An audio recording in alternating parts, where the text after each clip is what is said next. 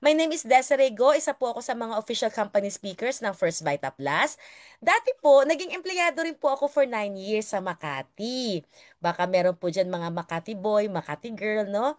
Akala kasi ng mga tao, pag Makati boy, Makati girl, ang ganda siguro ng sahod niyan. Ang ganda siguro ng sweldo niyan, ng buhay niyan.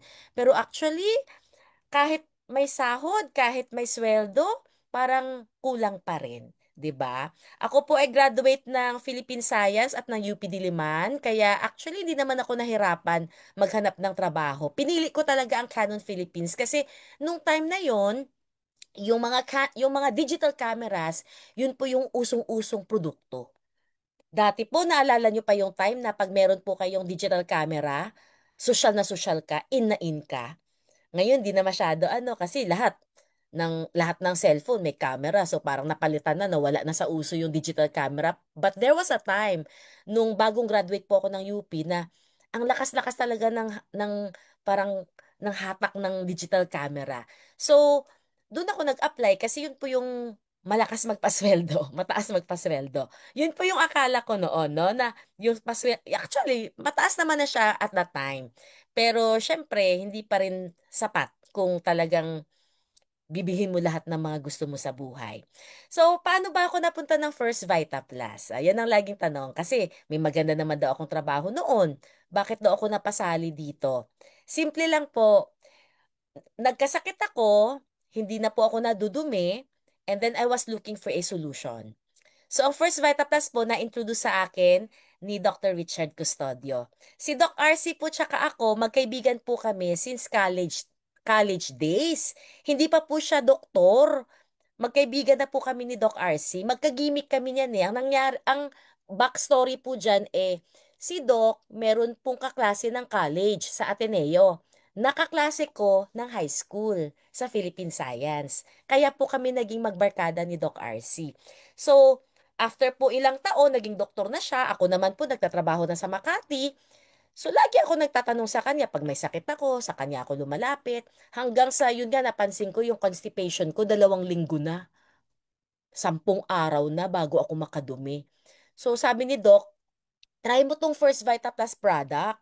Gulay na ginawang juice. So, wala pa akong seminar nun ha. Hindi pa ako maten ng seminar. Dahil lang tiwala ako, kaibigan ko yung nag-alok sa akin, sabi ko, sige, try ko yan. First 3 days, wala ako masyadong naramdaman, pero sa pang-apat kong araw, dun ako talaga pabalik-balik ng CR. Sabi ko, oh, okay na rin kung every 4 days ako makadumi, kesa naman sa dati, yung every 10 days, every 2 weeks. Pero nagulat po ako kasi pang 5 araw, pang 6 na araw, pang 7 araw, every day success na po ako sa banyo. Kaya sabi ko, ay, ang ganda naman itong product ng First Vita Plus. So tuloy-tuloy po akong umiinom, bumibili po kay Doc RC. Hanggang sa napansin ko po, pati UTI ko nawala, yung mga singaw ko po nawala, yung falling hair ko po, nawala na rin, pati po yung mga tigyawat ko. Dati po ang tigyawat ko, hindi lang pumuka, pati po dibdib, pati po likod, tinigyawat na ako. Kaya sabi ko, what is it in this product? Anong meron sa product na to? Wala namang nagbago, yun lang naman. So, doon na po ako na, si Doc RC, ang kulit niyan eh. Lagi akong sinasabihan, attend ka ng seminar, attend ka ng seminar. Ako naman, hindi, bibili lang ako sa'yo. Hanggang sa yun. Siguro nakulit, nakulit niya ako, no? Kaya, umattend po ako ng seminar ng First Vita Plus at doon ko po natutunan lahat ng patungkol sa product and sa business. So yung product po, hindi lang po to answered prayer para sa akin, pati po sa family ko. Lalo na po yung parents ko, no?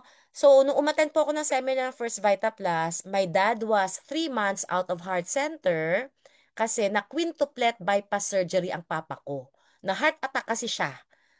Tapos doon nalaman na ang 5 ugat ng puso niya, barado na pala lahat. My dad has been high blood since he was 40 plus years old. Nagme-medicine na talaga yan, nagme-maintenance na talaga yan. Pero nung time na 65 siya, hinart attack pa rin siya. So, na-bypass po siya. And then, tsaka po ako naka-attend ng seminar ng First Vita Plus. Kaya, yung tanong ko nun kay Doc RC, pwede ba yung iniinom ko, yung Vita Plus, pwede ba yan sa father ko? Sabi ni Doc, oo naman. Kasi kahit naman bagong operado, di ba pwede pa rin kumain ng gulay, pwede pa rin magprutas, pwede pa rin mag-juice, so pwede. Sabi ko, sige, sige, papatry ko sa papa ko. Ang mama ko po, 80, siya po ay 62 nung time na yon. Lumabas na po yung kanyang mga rayuma. No? So, diabetic rin siya actually. Pero ang pinakareklamo niya, gabi-gabi siya pinupulikat. 2 a.m., 3 a.m., she would wake up, yung kanyang mga binti, hindi lang lower leg upper leg na. Lagi pong namumulikat. So, silang dalawa, yung una ko pong naging experiment dito sa First Vita Plus. Sila po yung pinadahan ko sila ng product sa Bacolod. And then, talagang maganda po ang feedback. Kasi si mama ko, unang sachet ng dalanda natin, hindi na siya pinulikat. And then, si papa ko po, it took about maybe 3 months. Hindi, 1 week pa lang kasi ang papa ko, nagrereklamo siya na yung dumi daw niya malangis. Para daw may minola. Yun ang sabi niya. Yung, alam niyo yung minola na cooking oil? Yun. Para daw may minola, yung kanyang poop. So, after no, sabi ko, hindi pa, tiyagain mo lang pa kasi yan yung dahon ng sili. Effect niya talaga yan na yung cholesterol mo sa dugo, lalabas siya. No? Tapos, after 2 weeks, nawala yung paghihingal ng daddy ko. Daddy kasi, after ng bypass kasi, ang dad ko, kahit nakaupo lang, ganyan siya huminga, no? Para niyang hinahabol lagi yung hininga niya. Kaya nga ang father ko that time, hindi na siya bumababa ng first floor para kumain. Sa second floor, doon na lang sa kwarto nila, hinahatira na lang siya ng pagkain. Kasi hindi niya na kaya yung bababa kaya, pag aakyat, doon siya hirap na hirap. So, nung napansin namin, sabi, oh, okay ah. After 2 weeks, nawala yung hingal ng dad ko. Hanggang sa, alam mo, dire-diretso, mga 3 months, sinimulan na siyang tanggalan ng mga maintenance niya. 13 kasi ang maintenance ng dad ko before eh. And then, unti-unti, hanggang sa mga, siguro inabot ng 1 taon, wala na siyang maintenance. So, ang good news, my dad is now 84, my mom is now 82. Parehas po sila walang gamot. First Vita Plus lang po ang iniinom. Kaya kami po sa family namin, talagang super pasalamat po kami na meron pong ganitong product. Kasi simula sa mga senior na parents namin, hanggang sa kami, ng mga adults, hanggang sa mga pamangkin ko, na mga nagsimula dito sa Vita, yung iba binubuntis pa lang, naka-Vita na kasi yung mga kapatid ko umiinom hanggang sa lumaki sila hanggang ngayon, no? So, talagang tuwang-tuwa po ako sa product ng First Vita Plus. Kaya ito po, lagi ko share, lagi ko pinopromote to everybody kasi baka sa family nyo meron ring mga may sakit, no? Meron ring may mga karamdaman, makatulong itong product na to sa inyo. Share ko po sa inyo ngayon yung journey ko po dito sa First Vita Plus. Okay? Malapit na po tayong matapos. Nagsimula po ako dito ng January 7, 2004. Tapos, ito po yung ending ko nakita until December 31st. Naka 88 million na po ako dito. Pwede na po ba yan after 20 years? Pwede na, di ba? Nung time na umattend po ako dito sa First Vita Plus, nung original kong attend, 2004, ang kinikita ko pa lang noon sa office was 15,000 a month. Kung nanatili pala akong empleyado, magkano isang taon ko? 180. O, sa 10 taon na pagtatrabaho, that is 1.8 million. Sa 20 taong pagtatrabaho, that is 3.6 million. Maliit talaga. Maliit talagang kita ng empleyado, no? Alam naman natin lahat ang pera na sa pagnenegosyo. So, ako, pinili ko talaga na mag-First Vita Plus, seryosohin. Nung medyo may grupo na po ako, medyo marunong na ako mag-talk, nag-resign. Tapos, tumutok na ako dito, nag-full-time na ako dito. Love na love ko po ang First Vita Plus business kasi ang liit ng kapital. Kailan ako namuhunan? 2004 pa. Yung 7 power pack ko, 2004 yun eh. Tapos, yun talaga ang chumicheke sa akin, yung 7 ko. Yung iba ko pong mga dinagdag na mga accounts, hindi pa siya stable. Minsan may cheque, minsan wala. Ganon. No? Pero yung 7 ko sa taas, okay na yun. So, imagine, ilang taon ko nang pinagkakakitaan yung mga 7 account ko na dati kong binili. Sobrang sulit. Tapos may product naman akong nakuha, 'di ba, nung binili ko yung pitong yun. Kaya talagang, kung baga tubong lugaw, no? So dito po wala masyadong overhead expenses, yung kuryente ko lang dito sa condo, yung gasolina ko lang sa kotse ko. Pero wala ako yung usual overhead expenses ng upa o business permit, mga ganon, wala. Wala. Kaya malaki talaga ang maitatabi. No? So dito po, magkakaipon tayo, hawakan natin na mabuti yung ating mga kinikita kasi yun po yung pambili natin ng ating mga pangarap. Pangarap nyo ba ng kotse? Yes. Wala naman siguro natutuwang mag-commute, di ba? Kaya tayo nagko-commute kasi wala namang ibang choice, no? So when I started in First Vita Plus, nagko-commute rin po ako. Sanay po ako magbuhat ng 2 power pack, 4 na power pack. Alam niyo po yon. Sa mga dealers na, marunong ba kayo magtali ng power pack para dalawang magkapatong, isang hawakan? Oh, ganyan ako, expert ako dyan. No? Kaya tingnan niyo kung gaano ako kapayat noon. Kasi nagko-commute ako, tapos dala-dala ko pa uwi, 4 na power pack, 2 power packs, ganyan. So nakabili po ako ng una kong car, 2006. So 2 years and a half bago after ko pong mag-start. Hindi rin po ako dito sobrang bilis nagkaresulta. Nagbayad muna ako ng mga utang eh. Marami po akong utang sa credit card nung nag-start ako dito. Kaya lahat ng kinita ko, dun ko una pinush. Nilinis ko yung utang ko sa credit card kasi buwan-buwan lumulobo eh. And then, nung nalinis ko po yun, dun ako nag-start na mag-ipon for a down payment for my first car. Kaya 2 years and a half bago ako nagkakotse. Ang maganda po, nung nagkakotse ako, lalong bumilis ang negosyo kasi ngayon, kahit 10 power pack ang orderin sa akin, kaya kong i-load sa kotse ko, di ba? Yun. 1 year lang, nakapag-upgrade ako. 2007 ko to nabili, August. Toyota Fortuner na ako. And then, bumili ako ng isa pang Toyota Fortuner noong 2009. Yang gold na Fortuner na yan, dapat para yan sa father ko. Binili ko talaga yan para sa kanya, para sa parents ko. Kaso sabi ng papa ko, nung iuwi niya na ng Bacolod, yung gray na lang daw yung kanya, yung luma. Eh, ayaw niya talaga tanggapin yung brand new. Sabi ko, sige, sige, sige, iuwi mo yung luma, yung gray. Dinagamit ko yung Fortuner na gold, mga 6 months. O, binenta ko rin. Ang pinalit ko ay Hummer. So, yung Hummer po, 2010. Yung Fortuner kasi 2009 yan eh. So, 2010, nag-upgrade ako to my first luxury car. So, yung Hummer na yan, gandang-ganda ako dyan sa sarili ko. Kasi, pag dumadaan yung kotse, hoy, ganyan ng mga tao. Sa loob-loob ko, kilig na kilig ako. Sabi ko, uy, ako lang pala ang sakay. Pero talaga yung mga tao, tingin na tingin sa kotse. Hindi naman pala sa akin, no? Sa kotse lang pala. So, after nung Hummer nasira siya, sabi ko, I want a sports car naman.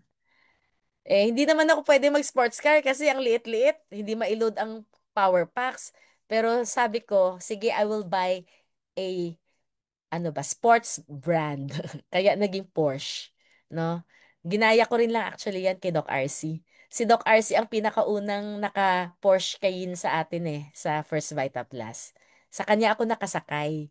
Kaya sabi ko, bibili rin ako ng Porsche ko. Yan. Kaya sa kanya color black, sa akin color white, si Diana. Lahat ng kotse ko may pangalan. So, yung Porsche ko, I use it for like 6 years. And then now, I bought a new car. Hindi na siya new. Nung 2019 or 19 before pandemic, nag-upgrade po ako. Actually, hindi siya upgrade. Parang parehas lang yung presyo niya eh. Pero ano siya, mas malaki.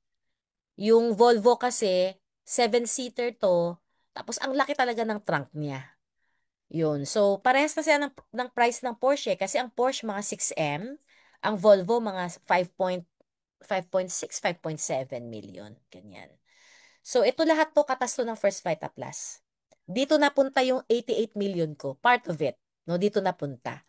Dito rin po ako nakapagpundar ng mga condo units.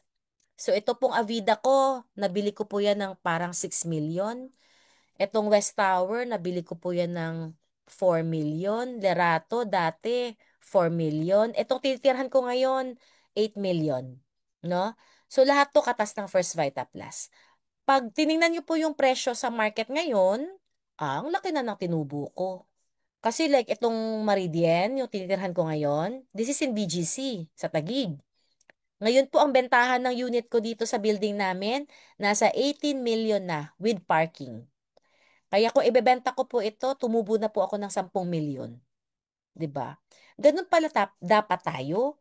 Pag meron tayong extra money, ibili natin ng lupa or ibili natin ng propiedad or ganito sa akin condo, no? Kasi nag-appreciate yung pera natin. And then nagkakaroon tayo ng passive income. Kasi ngayon, meron akong 4 na paupa sa Makati. So meron akong extra income na mga 140,000 every month. Dahil dyan sa mga paupa na yan. Kasi may mga parking slot rin yan eh. Alam nyo ba sa Makati, ang parking slot, inuupahan rin, 6,000 every month. Oo. No? So, kailangan pala ganun para yung pera natin, hindi natin maubos sa kain, sa gimmick, okay? Kasi ang pera, akala mo minsan, no, parang never ending, andyan lang siya. No, kailangan pala yung kinikita natin sa First Vita Plus, no, mai-invest natin into something na pwede nating pagkakitaan kahit wala na tayong ginagawa sa kanya. Yun. So, pasalamat po talaga ako na nag-First Vita Plus ako. Kung ako na natiling empleyado, kailan kaya ako makakabiling sasakyan? 9 years na ako nun sa Makati, wala naman akong kotse. 'Di ba? Kailan kaya ako makakabili ng kondo? Sa 9 years ko pagtatrabaho sa Canon Philippines, never naman ako nakapag-down payment ng kondo. 'Di ba? Kaya sobrang pasalamat talaga ako na na-invite ako dito sa First Vita Plus, no?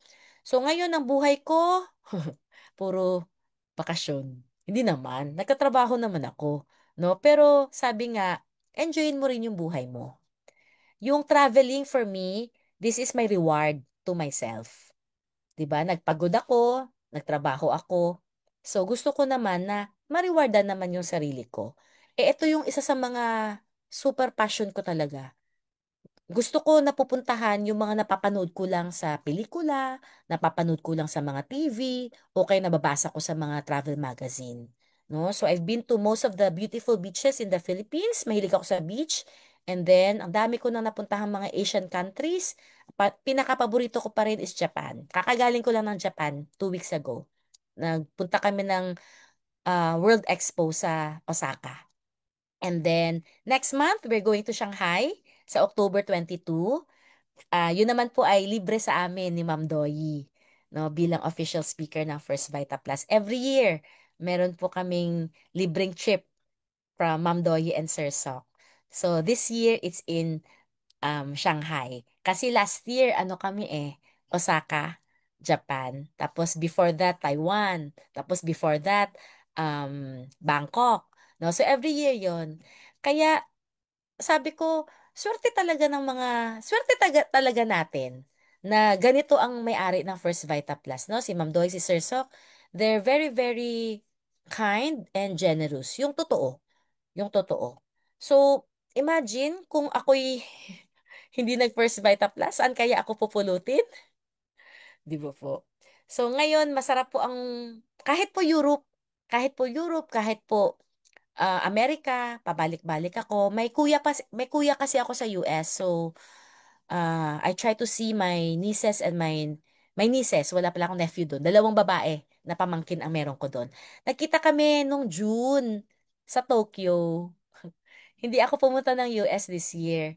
So, yung 2 kong pamangkin, dahil ano na sila, college na sila, pinapayagan na sila mag-travel by themselves. So, we met up nung June sa Tokyo. Kami naman from the Philippines, kasama ko rin yung mga kapatid ko, yung mga pamangkin from the Philippines, nag-meet up kami ng Tokyo, Japan. No? So, tuwang-tuwa talaga ako. Sabi ko, "Oh my golly, yung buhay namin ngayon, naiba na, sobrang naiba na." No? So, thank you, First Vita Plus. Thank you, Sir Sok, Ma'am Doyi, for the good life that you have given me and my family. So, ang tanong lagi sa akin, what's next? Ano na ang kasunod? Parang aluwan na pala ang buhay mo. Ang sagot ko, I'm preparing for my retirement. Kasi right now, I am 49. Ilang taon na lang para ako'y maging dual citizen. 11 years na lang, ano? Oo. So, lahat naman tayo tatanda. Lahat naman tayo, dadating ang time, kailangan na magpahinga, 'di ba? So, ako po, naisip ko na yun eh.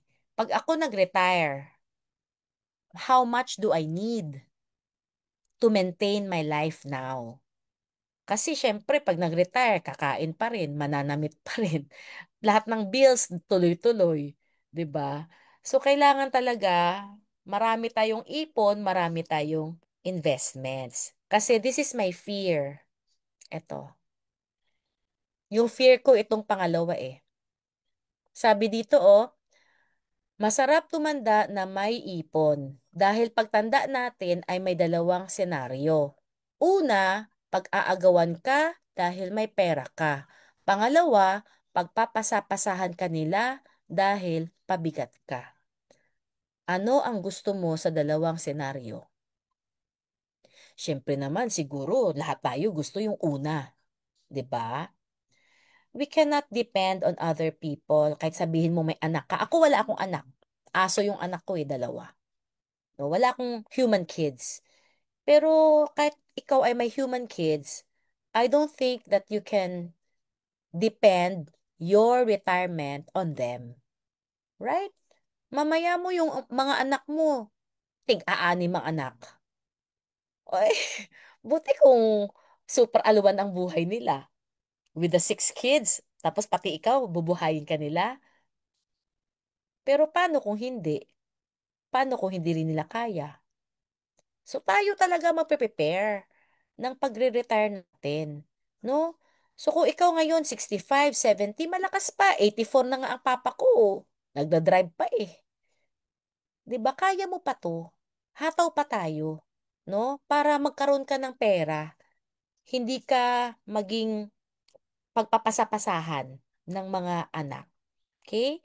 So ito pong palaisipan. Kung ngayon na malakas pa tayo at kumikita pa, problema na ang pera. Paano kaya pag tumanda tayo at hindi na kayang kumita? Kaya hindi pwedeng magpa-easy-easy.